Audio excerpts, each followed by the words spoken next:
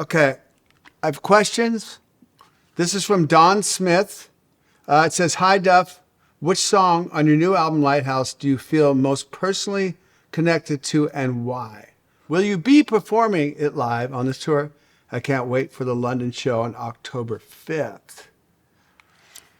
Whew. Well, I'm not sure. We're going to start rehearsing these songs. What I feel most connected with, there's the love songs for my wife, Fallen and Lighthouse, of course. I feel pretty connected. But I get myself pretty connected to all the songs because when you write the lyrics for it and I really work hard on the lyrics, I really become connected with that idea.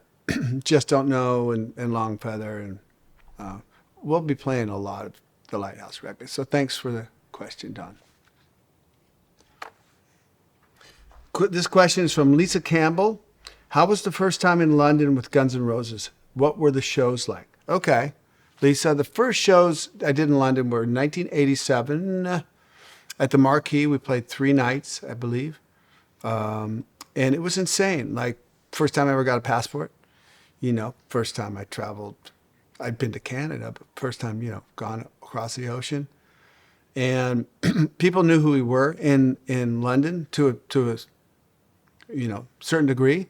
And we had our EP out, Live Like a Suicide, and people were into it. And those gigs were packed. It was great. It became a long, lifetime love affair with London and the UK.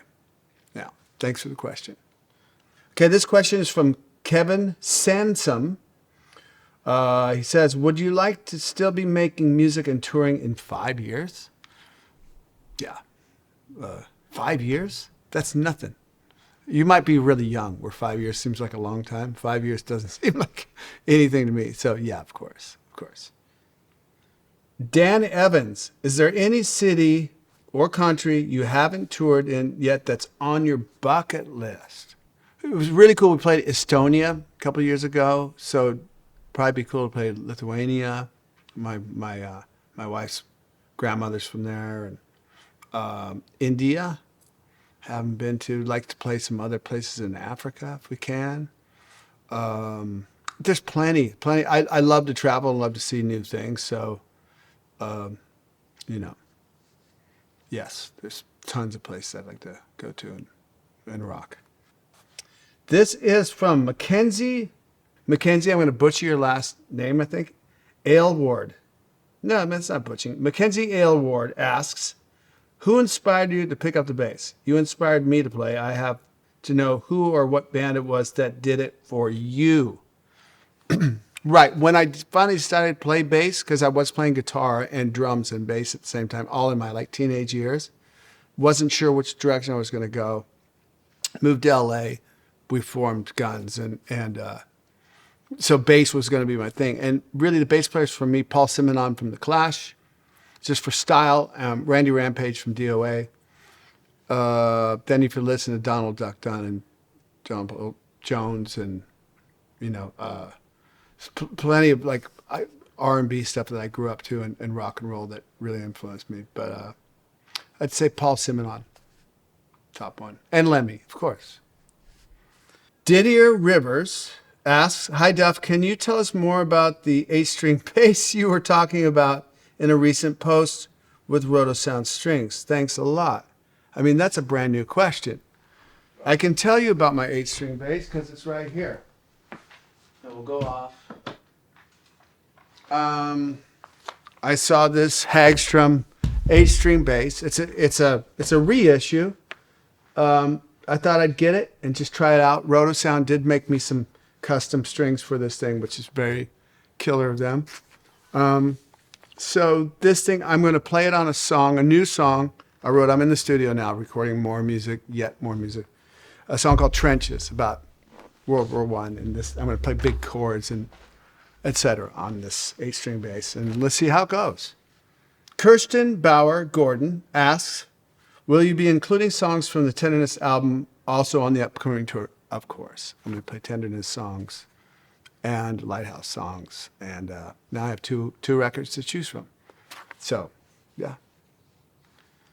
From Fiona Elizabeth Freeman, What are you most looking forward to on this tour, and how do you prepare before going on stage? Do you prefer quiet time or hype yourself up? I look forward to playing with this band we put together for this tour. It's all Seattle people. Shooter and his band and Jamie, they're gone. So Jamie's out on tour with Samantha Fish, and so I'm in Seattle. Decided to put together a Seattle band, and they're all really, really great players, and I look forward to playing with these guys. And when I prepare myself, either for like my own shows or gun shows or whatever, I do vocal warm-ups, and I don't really need to hype myself up. I kind of go into it, quiet. I go quiet, and it's kind of quiet intensity sort of thing. I go to certain places and get myself ready because I'm always nervous, no matter what, every show. And that just means that, music to me is still like a fresh, impactful thing in my life, I guess.